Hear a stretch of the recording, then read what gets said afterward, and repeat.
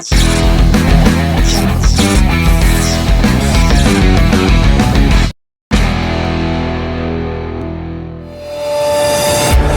back straightaway, into turn number 3, thick thin, still 3 wide, Brandon Feeney, high, wide, and handsome.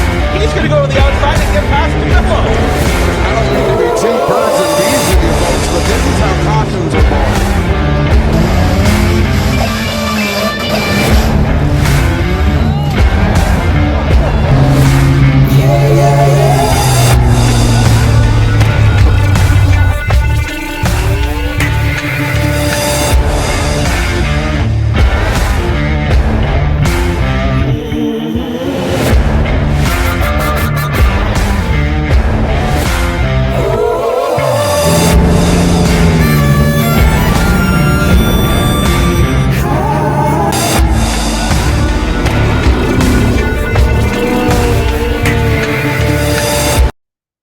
All right. So welcome to episode number 49 of the Feeney Call. Tonight's guest will be Ryan Dyson from the Delaware Superstocks and the Dayco Superstock series. For those who follow me on social media, you'll know that I was at Peterborough Speedway. I was working taking track pictures and etc. Unfortunately, we got rained out before the features could get in. But I got a couple pictures and learning. Thanks to Melissa for helping me out getting better at photography, how to change certain settings on the camera and stuff like that. And we had 3 of us there, so we all got to kind of shoot the crap as photographers, and which is weird because I get to call myself a photographer now. But yeah, it was really cool to see a bunch of Feeney Call stickers going to the Heat victory lanes. Like I said, features got rained out, so none in feature victory lane as of last weekend. But yeah, it's still cool. Savannah Strawn got her first heat win. Brody Coates got his first heat win. Robbie Miltimore was like half a car away from getting his first heat win. Yeah, everyone was super close. And it's really cool to see these young drivers kind of get that first heat win, because that's gonna be the moment that they're gonna brag about to their friends this week and say, hey, we won our first ever race and stuff like that. So, which is really cool. I know sometimes I'll also brag about winning races and stuff like that to some of my friends, even though I don't even race anymore unless it's someone's really desperate for a driver that week. But yeah, anyway, without further ado, we're gonna go on to Sunday, which I was at Millbrook Fair with the Impact Motorsports. I was actually shooting pictures of a demolition derby, which that's a whole other challenge from racing photos, because action is constant, and Millbrook was hard hitting. Even through the figure 8, guys were junking stuff, and I love watching it, because that's the way I like to run. Even in figure 8s, I like to tear cars up, and I believe if you're in the derby pit, you should be hitting. I know there's some guys that want to save their cars and go for the points and stuff like that, but that's the cat and mouse of it, right? It's no different than the derby. You can be the guy that's going for the Mad Dog flags. You can be the guy that's kind of bag it for the money, right? But that's 2 sides of derby. So if you want to check out any of the pictures that I took for the weekend, you can go check me out on Facebook. I usually album them and stuff for class and stuff like that. So, but anyway, we're not gonna bore you with too much of my weekend. We're gonna bring on Ryan Dyson. We're gonna talk about what he's expecting of his new car. We could talk about possibly naming the car Doug, and yeah, hopefully you like it, and make sure you go check out his website and his YouTube page, and let's see how many subscribers we can get him. All right, welcome to this week's episode of the Feeney Call podcast. We have Ryan Dyson from the Delaware Speedway Superstocks and the Dayco Superstock series. How are you doing tonight? Good. How are you? Thanks for having me. Good. Obviously it was great timing when randomly scheduled this that you're coming to Peterborough this week. How's your, I believe it's a new car, been working this season? First off, let's pretend that we planned that on purpose. Second off, yes, brand new car for this season, and she's working really, really well for us. So I couldn't be too much happier, unless we were 1 or 2 spots better the last few weeks. But running top 3 in a stack field like we have at Delaware Speedway, I'm pretty happy. So with the Superstocks at Delaware, how many cars do you have in an average field compared to like other places? Delaware is definitely the highest count out of anywhere in the province. The first 3 nights, I think we had 18 or 19 super stocks for a weekly show. Last week, after a little bit of carnage, that dipped a little bit, but I would expect that to go back up after Delaware's got a couple of off weeks here with the super stocks going on tour for the Peterborough race. So I think last year we averaged like 17 to 20 every single week. So we're kind of about the same this year, which is pretty dynamite for a weekly show. So what changes have you had to make this year with the new car compared to like what you had last year? Or is there like this car's just been pretty good out of the get-go and kind of leave it alone?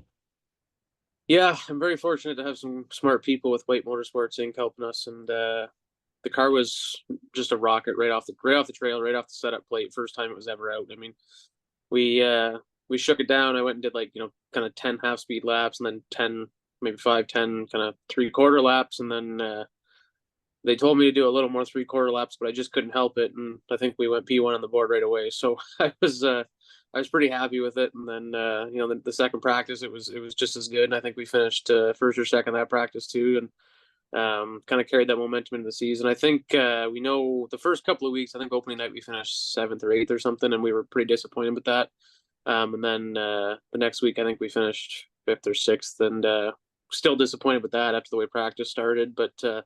We figured out what had happened actually after a wreck second night out, which always sucks with a brand new car. But after a crash, we really went through the car really well to kind of see what had gone wrong, and we figured that out. So the last 2 weeks, I think we finished second or third in first, second, or third in every practice heat or feature. So I think we're on the right track with it. But yeah, completely new, and definitely a learning curve with a new car. It's definitely much more modern than what we've ever had. So you say that you got the car kind of figured out, you got a little bit of momentum on your side. Does that roll into running the Dayco Superstock series, or is that just a whole new ball game because it's a whole different field of competitors? Yeah, I actually don't really think it is a whole different field of competitors. I think most of the cars on that series are Delaware local cars. I mean, you got Lane Zardo, Carson Nagy, Hudson Nagy, myself, the '07. I don't know if Nick Ramsey's been cleared to drive or not, or whoever's going to be driving it, but that's a Delaware car too. Um, even a guy like Sean Chenoweth who's planning to run that tour. I mean, the last couple of seasons, as far as super stocks go, he's ran Delaware Weekly. I apologize if I've missed anyone. I can't remember who else is registered. Jay Dewar's registered on there, another Delaware car. So I think the majority of the cars that have actually registered for that tour for full time are Delaware Speedway weekly cars. So, um, I think familiar faces, familiar racing styles, but obviously when you go to a track like Peterborough Speedway, as you know, it's definitely a different style of racing. That's the nicest way to put it. Yeah, I find with the Dayco Superstock series when they come to Peterborough early part of the year, I found when I ran it was an intense race, but it was a clean race until we Yeah. got to the last few laps where you remember that race I was in. It was pandemonium in the last couple laps, people wrecking and stuff like that, and we had some great sound bites on G-Force at that time. But do you think the Dayco series will kind of have that same kind of feel going into 2024, being the first race that's going to be like intense and like you got to get everything you can because it's not going to be a lot of cautions and it'll still be clean racing, but like you have to earn everything? Yeah, I think that kind of every race has been like that for that series. I mean, even I think last year was the first year in the series history that we actually had a yellow at Flamborough Speedway, which everyone says what they want about Flamborough and the amount of wrecks or whatever, but it's really up to the competitors. And I think that Peterborough Speedway is kind of a similar animal. I mean, I didn't get to race there last year. My sister decided to book a wedding in the middle of race season for some reason, so this will be our first time back there in a couple of years, which I'm looking forward to, especially with the new car. But yeah, I mean, 50 laps is pretty quick, especially around a tight track like that. If it goes green, I'd have to imagine you're done in less than 20 minutes. So I think it's gonna be get everything you can get, but I think that the drivers in that field are all pretty clean racers, and everyone kind of knows how to race each other. So I'm optimistic that it's going to be a good, clean, fast, clean. I'll reiterate that again because I'm hopeful. But yeah, I think it's going to be a good, clean, fast, hard show. But hopefully everyone keeps their heads on straight for the first race. And once again, that's why I think it's great because they put the Peterborough first, where it's kind of sets the precedent for the year. Like last year, you had some shenanigans with I'm not going to mention who, but like you had some shenanigans that played out further on through the season. good or bad, because you had people watching the series because of that too, right? And now I believe you guys are going to be on Racing America this season with the APC series. Um, you almost need to have that kind of entertainment to draw people to the virtual crowd, plus to the track to follow the series, right?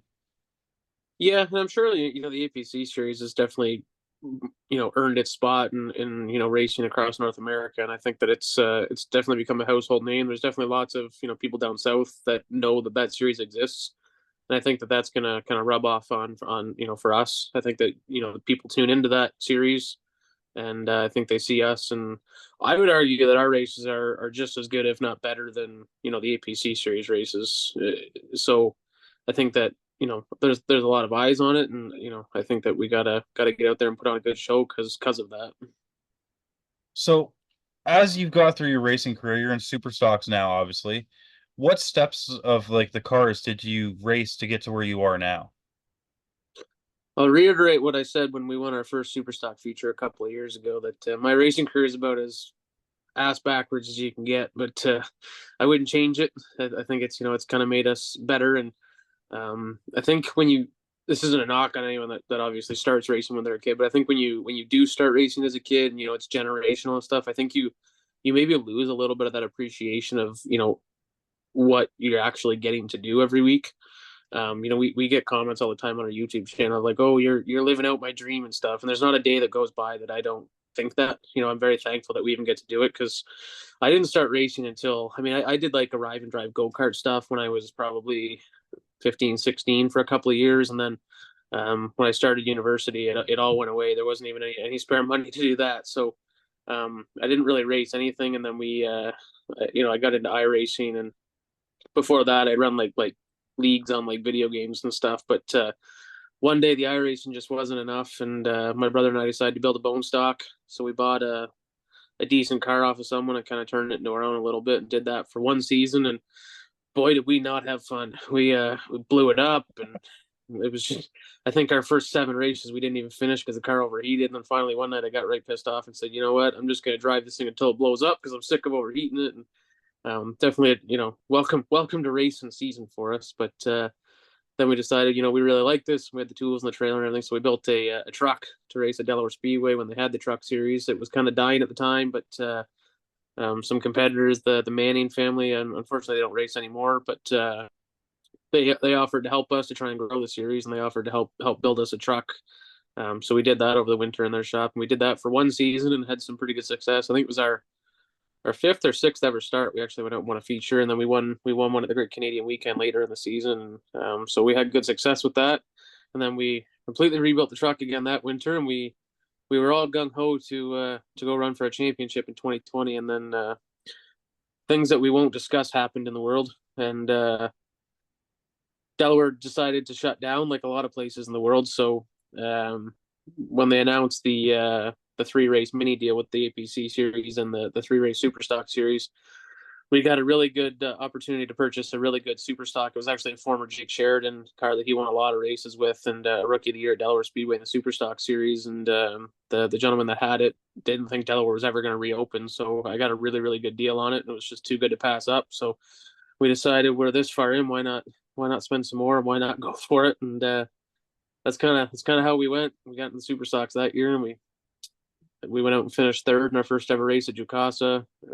We finished 2nd in our 3rd ever race in a Superstock in a 40 car field at Jukasa. And then we decided, I think we're doing all right at this. And that was actually the same car we had up until this brand new one that we built this winter.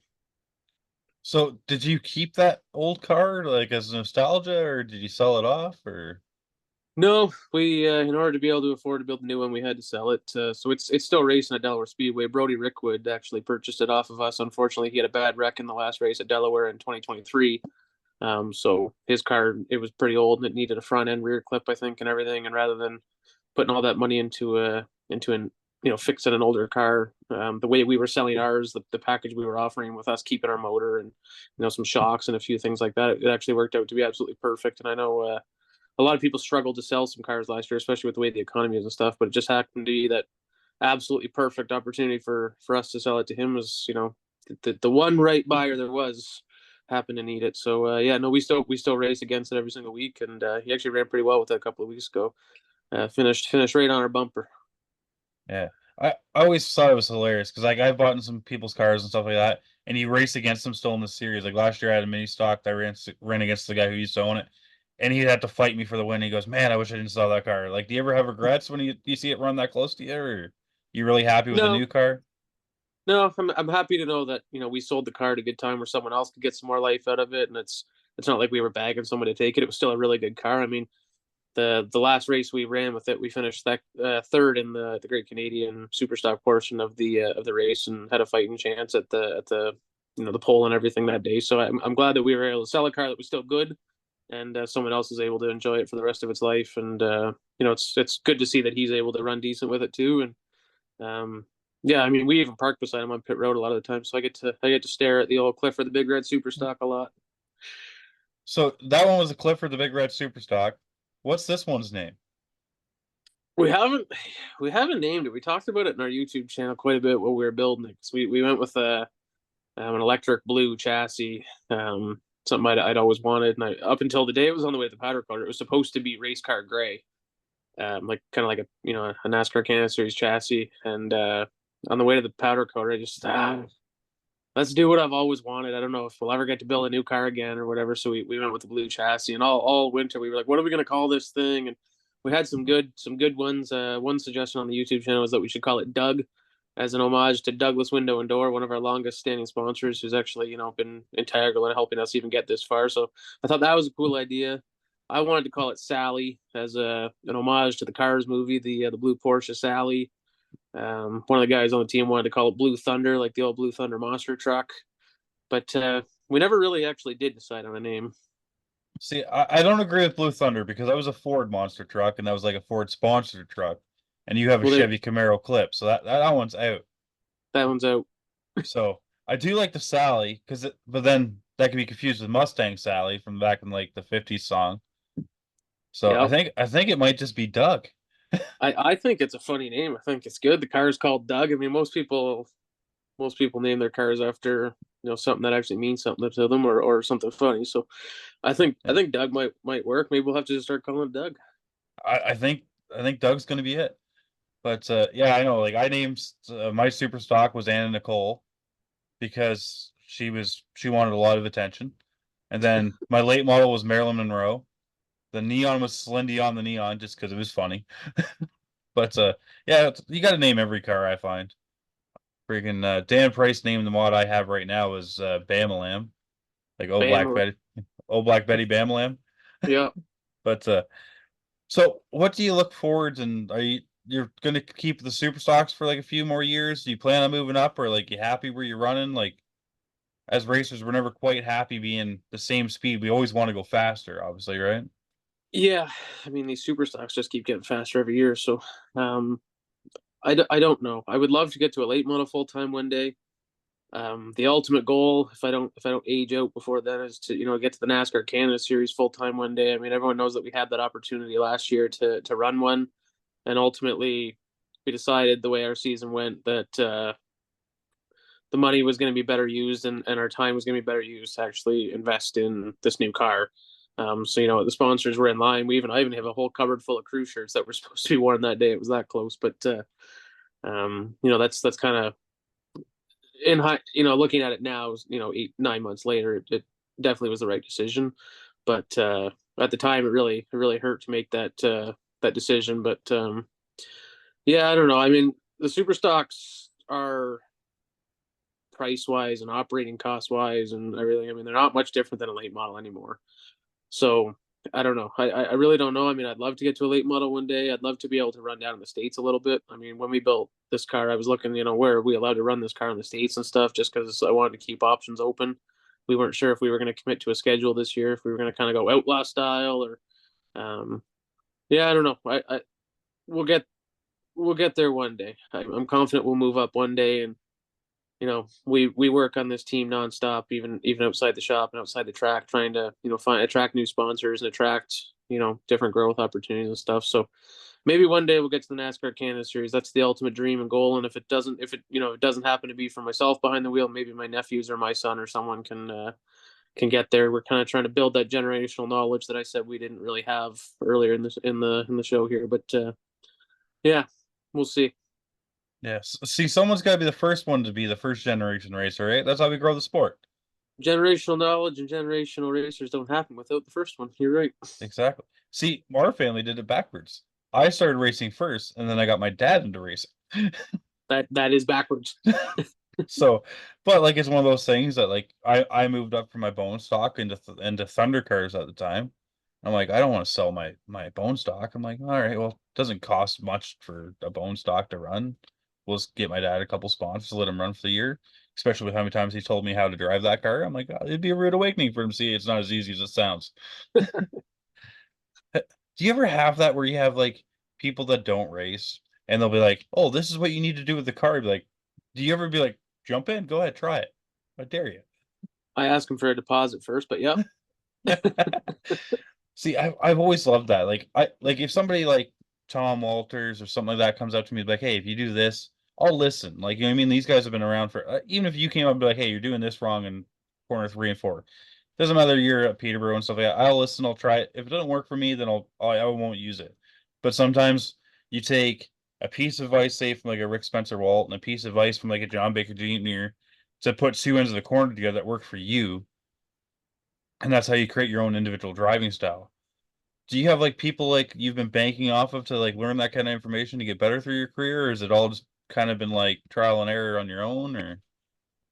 Yeah, I mean, there's obviously lots of people that have supported us and offered assistance to us and stuff. I mean, DJ Kennington's been one that's kind of always been there for me and helped and offered me advice. And Rick Verburn.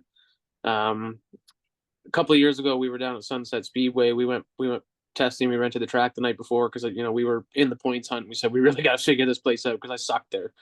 And we were testing and testing. And we were making no progress. And Dwayne Baker actually was there just watching. And he actually ended up helping us for a couple of hours, probably just walked over on his own accord and actually started trying to offer some help and stuff. And I think it's just me sucking so bad there. I don't think I actually picked up any speeds throughout those 2 hours, but somehow it just clicked overnight. We got a little bit better, but yeah, I mean, that's the one thing I like about racing is that there's always people willing to help, even competitors. They want to see you do better. They want to help, especially young talent coming up through the ranks and stuff. And hope I'm racing long enough to be able to do that for some people one day. And yeah, there's been lots of people. Trying to think off the top of my head, but those are just a couple examples right off the top of my head. Yeah. So like I said, the Sunset was another place I couldn't figure it. I've run late models there and mini stocks there. I was driving the super stock there, and Tom, who sold me the car, goes, "You know what you're doing wrong, right?" I'm like, "No." I'm like, "I have no idea. I'm like, I haven't raced in this place. I've never figured it out. I can't run the bottom properly like everybody else does." He goes, "You're like coming off like 3 and 4, coming off, or sorry, off 4 and coming off 2." He goes, "Turn the wheel to the right and aim at the wall." I'm like, "That makes no sense." He goes, "The banking will hold it. Just punch it, aim at the wall." Exactly what Baker was telling me that day. And I did that, and that was during. And the thing is, it's habits are hard to break. You know, this is a driver. Someone will tell you, and you'll do like the first 10 laps what they do, and then all of a sudden you'll go back to how it feels normal. And then I finally literally had Dan Price on the radio for that Sunset race in 2022. I think is when I ran quick. He goes, "You suck on the bottom. Either do what Tom told you or get to the top." So I went to the top and just ran 3 wide for the rest of the night. Yeah, I'm hoping we can get a little bit better there this year. My one piece of advice for you: if you're having issues with it being too tight and pinched on the bottom, go to the third groove because you got a crate engine in that car, correct? Yeah. So the crate's like the momentum there, and I just find that if you go to the second groove, it's still tight, but you go to that third groove, it opens up enough that you can actually get a good run. But practice it first. My problem with Sunset's always been it's not necessarily the tight center. We kind of figured that out. It's that I can't touch the gas on exit without getting the thing slapping sideways on me, and I'm not sure if that's a setup thing or a me thing. But Sunset's just it's so different from what we're used to, and it's so different from every other track that we'll figure it out. Yeah, I had like I said, same thing. That's where he told me turn the wheel to the right, and that's what kind of puts the weight to the rear to not kick it out. But because, like I said, habits are hard to break, that's why I go to the top because it lets it punch out straighter and keeps the momentum. And then you can pinch the guy down if you have to. But It all depends on how the race is going or who you're racing. Because some guys, if you pinch them, that's not going to be ending well for you. And that's an experience thing too. Yes.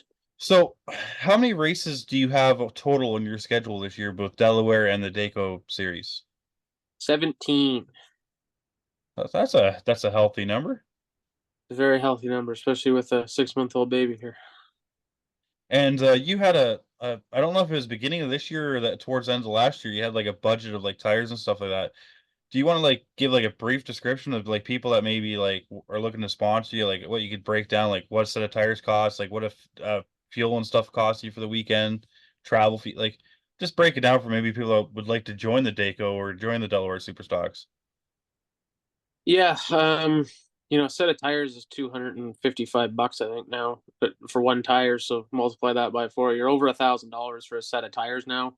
I'm actually sitting here right now on 2 stack. That's my chair for tonight. But It's an expensive chair. it's an expensive chair. It's a 500 and something odd dollar chair. But yeah, I mean, we got 7 brand new ones that we're bringing with us to Peterborough because you're allowed to put 7 in opening night, and then thankfully there's an actual tire limit in that series where you're only allowed to add 1 new one a week, and it equates to 12 tires over the 5 races. So I'm not very good at math unless I'm reading a tape measure, but whatever 12 times 250 is, that adds up pretty quick. And then at Delaware Speedway, we're allowed 8 opening night, and then starting week 4, you can have 1 new one a week. So I think that equates to 17 tires.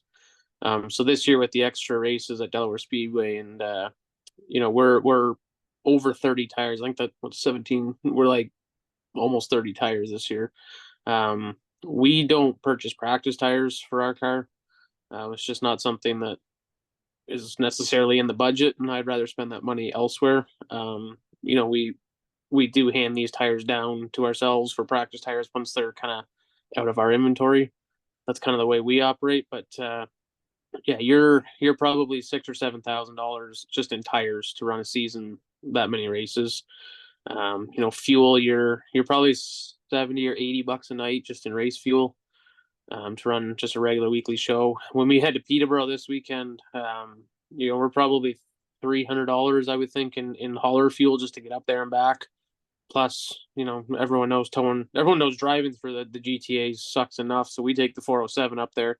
So you're adding another $60 in a 407 bill. I figured to run Peterborough this weekend. I mean, Peterborough's a little bit of a expanded number just because that's the first night you enter your tires into inventory. But just for us to show up to Peterborough this weekend, we're probably north of $4,000 just to start that race. Just to kick off the series pretty much. Yeah, just to get yourself set up for those 5 with those 7 tires, and the fuel and the haul up there and the 407 bill, and Peterborough's back gate is whatever, $45 a guy to get in or whatever. At Delaware we're spoiled with a $30 back gate, which helps the racer. I think that all those costs add up. So yeah, you're probably north of $4,000 just for us to kick off our 5 race schedule. Yeah. And that's said, like Delaware, you have so much for your back gate. And if you're registered at Peterborough, you get like a pit pass that makes your back gate cheaper. But like when you guys are visiting stuff like that, you got to pay a little extra because they reward their drivers like anyone else would, right? Because you got to keep your hometown drivers, at hometown. But do you think the travel like through the GTA is what makes it so many Delaware drivers want to stay in the series? Because you guys have like 2 home dates for like. Do you think that helps? Do you think that's why more drivers drive at Delaware, or do you think it's just coincidental? I don't know. I think a lot of the drivers at Delaware in the Superstock series have been there for a long time, and I don't know if it's some of the teams are a little more healthy funding. I'm not 100% sure what it is, but Delaware is very, very competitive. I said there's 17 to 20 cars on a given week, and I bet 10 or 12 are race winning speed almost every single week, and especially with inverse and stuff, it's always a show. So I don't really know why that is. I don't know. So do you wish there was any tracks like the Dayco series went to? It's like a travel. Like, do you wish they went up to Sauble, or like you had one like at like maybe like a Full Throttle or Grand Bend? Like, do you wish there was tracks that you went to that maybe exploit like different style talents and stuff like that for the drivers?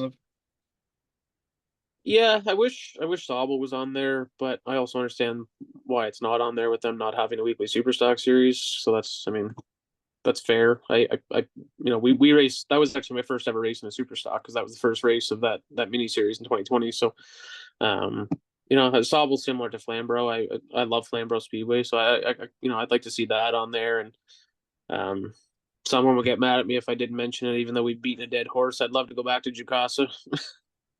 um, Someone's asked me before, actually in the shop last week. One of the guys asked me if they ever added a dirt race for the super stocks, would you be in?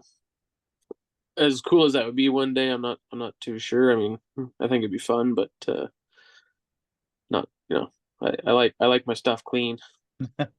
Yeah, maybe it's the last race of the season. Because then you got all winter to clean it up, lube all the Heim joints and everything like that. Anyway, before sorry, I did the math. 12 tires times 255 was $3,060 just in basically for your season for the Dayco Super Stocks for people that were doing the math. I put it on my phone, then I forgot because ADHD things. So before we run out of time here, I got a couple fan questions for you. So Mike Thompson from Flamborough Speedway wants to know Uh-oh. what. Well, I kind of asked this already. What is your goal for the future, and what series would you like to compete in? Goal is to win a championship. That was the whole reason behind building this new car, and I think that we're close. We're really close to being. I would consider us the last few weeks definitely a championship contender.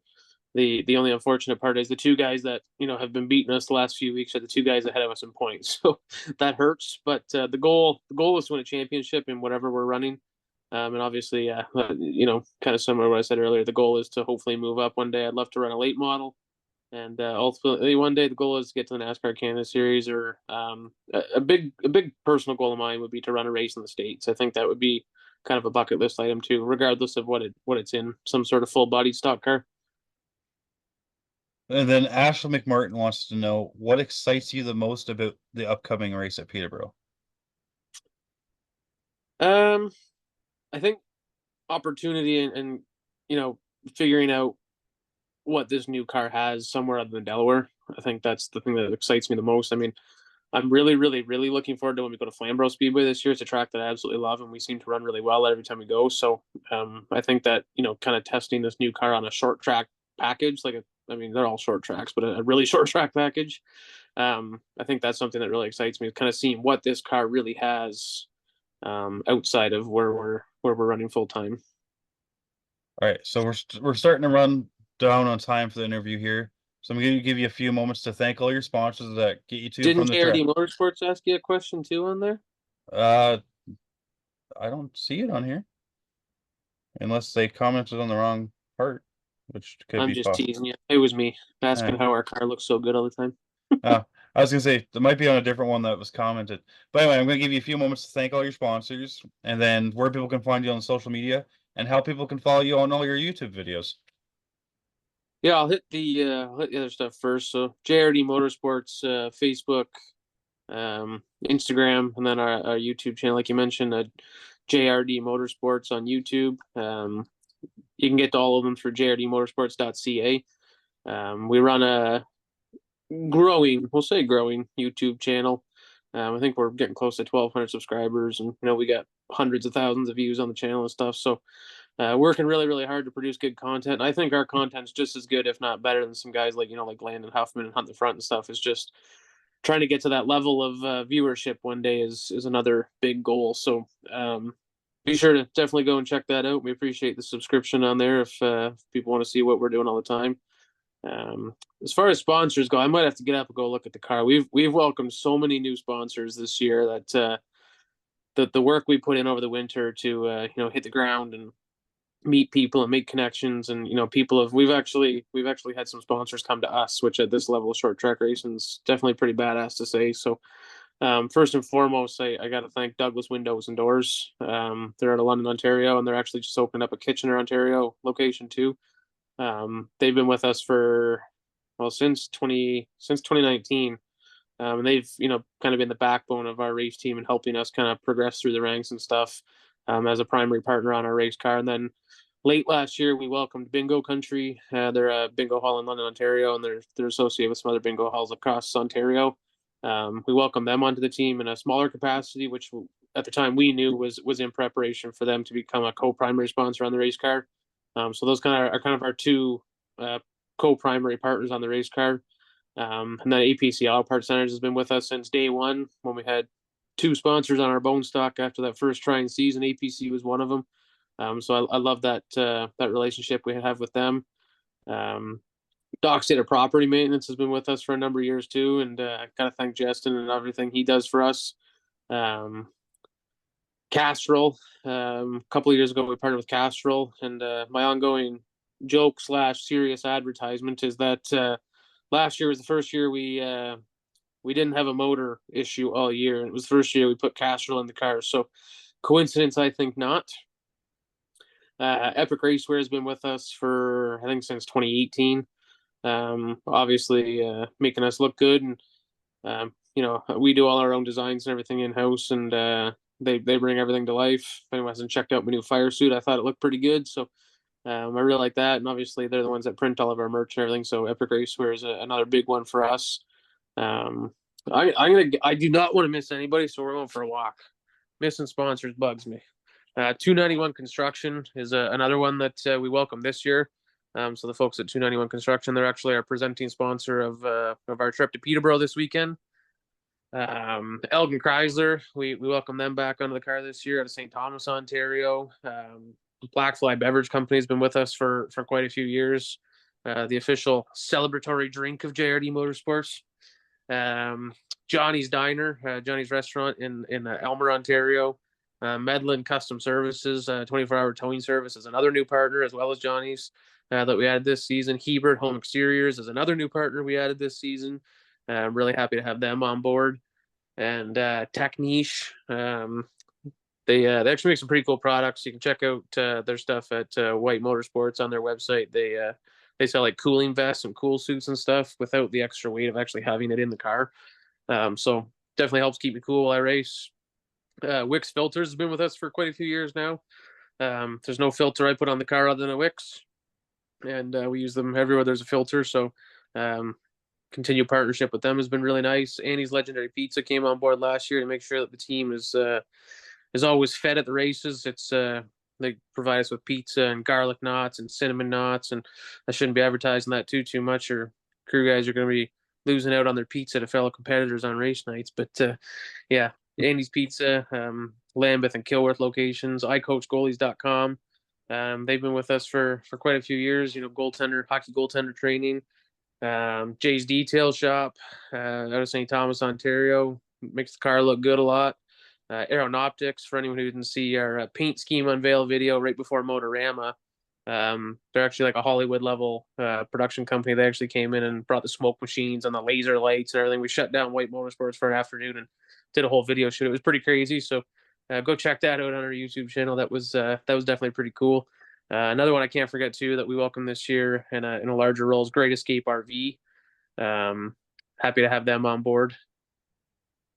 I actually haven't really been looking at the car. I think I got them all. I think I got that list, but I'm very, very fortunate to have a lot of backing from a lot of amazing people and a lot of amazing partners, and we're always looking for more. And although we're running out of room on the car pretty quick. Oh, you know what? I did forget one because they're not on the car right now because we announced them yesterday. Mission Thrift Store out of St. Thomas, Ontario is another one that we just added, and we're excited to have them on board. And yeah, right. How's that? Is that long enough for you? That's perfect. We're just about getting ready to hit the time limit here. So I thank you for joining me. I wish you the best of luck this weekend in Peterborough. I'll come probably bother you for a little bit here and there, and I'll probably be down in the infield taking photos all night, so you won't see me too much. I fixed the vinyl. She looks good for your camera.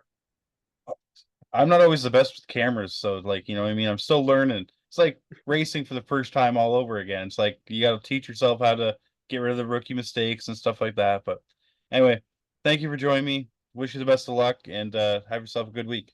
Yeah, appreciate it. We'll see you in a couple days. Thanks for having me on tonight. Thanks. Bye.